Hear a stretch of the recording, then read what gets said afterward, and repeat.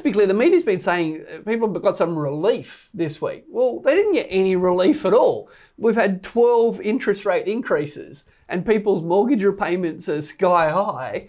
And this week, they didn't get sky higher. Sky higher. Sky higher. So they only stayed at sky high. But, the media bizarrely wrote this up as, some relief this week. It's like, someone's punched you 6 times and I didn't punch you the 7th. I'm doing you a favour not punching you. Do you feel relieved? I feel relieved. I could have punched you, Matt. You could have. Sometimes I want to. So, unfortunately what's happened this year is that the Reserve Bank has spent all year lifting interest rates deliberately to reduce people's disposable income, deliberately to make people have less money in their pocket that they can go and spend on things. Deliberately to create more unemployment. They want that unemployment rate to go up. And this month they decided to leave things as they are. Relieved? Maybe not so much. Not for me. So why do you think they kept rates on hold then? Fear. Fear? Yeah, they've spent all year feeling like they were untouchable, that, inflation's high, so we've got no choice but to increase interest rates. And, the RBA is independent, so we can't say anything bad about it. No. They're independent. It's a democracy. You're not allowed to criticise someone in a statutory authority for making a decision. So, look, the reality is most of the big banks, most of the professional money market analysts thought the Reserve Bank was going to increase interest rates because inflation is still quite high.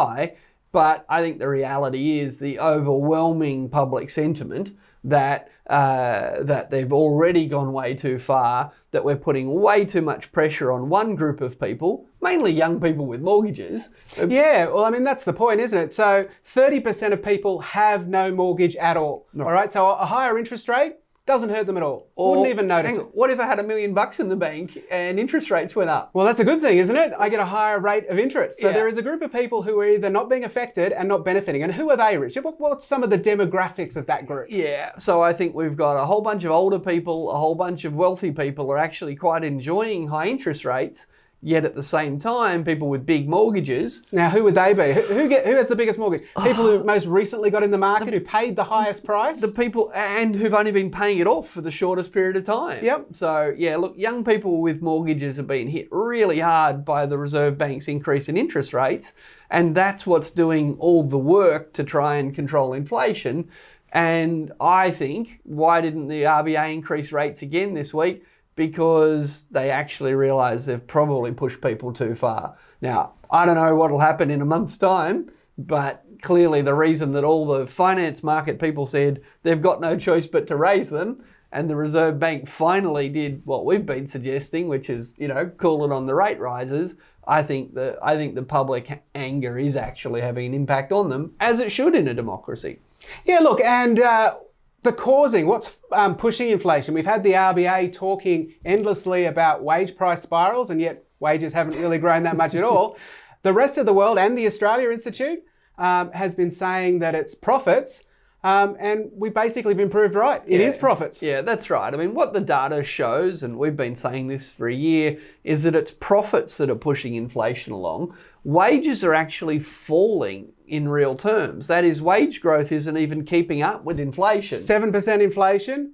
Your wages are only going up at 3.7%. Yeah. How much stuff you can buy? It's going down. Real wages going down, with people saying falling real wages are what's driving inflation. That's just crazy. And importantly, what's happened in the last month or so is international organisations, pinky leftos like the IMF, the OECD, World Bank, US Fed Reserve, the European Central Bank. They've all started to say what we've been saying for quite some time, and that is that it's profit driving inflation, not wages driving inflation. Now, the consequence of that is not just it's good to be right. Yeah, it is. It's better than being wrong. But the consequence is, if it's profits that are driving inflation up, then you need to have policies that are going to control those profits. And what the Reserve Bank's been doing is assuming that it's consumer spending that matters. And so let's whack consumers. Let's go whack the subset of consumers that have got a mortgage. That's right. Whereas if it's profits, what would you be doing? Well, you would be trying to introduce competition. You'd be trying to super profits taxes to take away those big profits from the firms. You mean price caps might help control prices? Price caps, like things like they did in the electricity market. Which worked. Similarly, we put a price cap on coal, which made electricity cheaper still. So yeah, unfortunately, the Reserve Bank's been busy telling everyone we've got no alternative, we've got no choice, we just have to load up interest rate pains on the people with mortgages, but actually economics says there's a whole bunch of other options, and I think around the world, maybe hopefully in Australia, central banks are figuring that out. And this very resilient thinking from the RBA, which they were criticised in the RBA review recently, well, we're about to get probably a new governor of the Reserve Bank. Philip Lowe hasn't, done an outstanding job. I reckon he'd be a bit nervous about his mortgage if he had one. If he had one.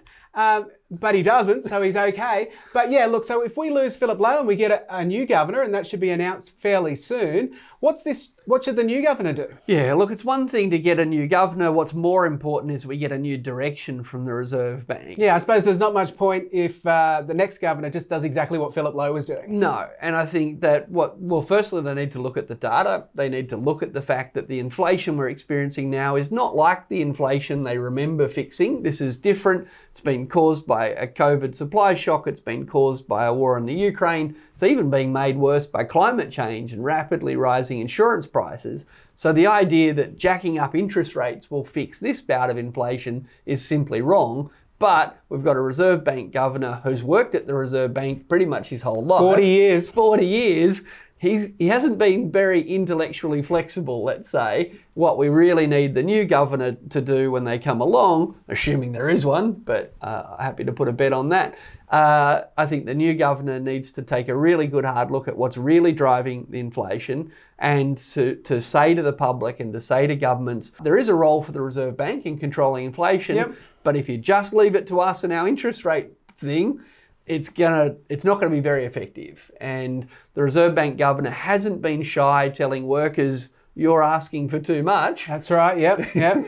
Well, you've got to restrain your wage demands. You greedy workers whose real wages are falling. I haven't heard him say much about businesses restraining their profit demands. Maybe pull your profit head in, and or if you won't, hey government, you're going to need to regulate these people, you're going to need to tax these people, because you can't just expect me to keep pulling on the interest rate brake, which is going to do nothing really to slow down the profits of some of these industries. So we need a new governor, but we need some new thinking as well. All of the governors recently have been recruited from inside the bank, as in they all become the deputy governor, and then the next step is the governor. They've never basically, for quite decades now, they haven't recruited outside. Yeah, and I think that there's clear evidence that there's a bit of static thinking going on in there. There's smart people working there, but the way they see the world hasn't changed. They certainly haven't been very interested in engaging with external critics.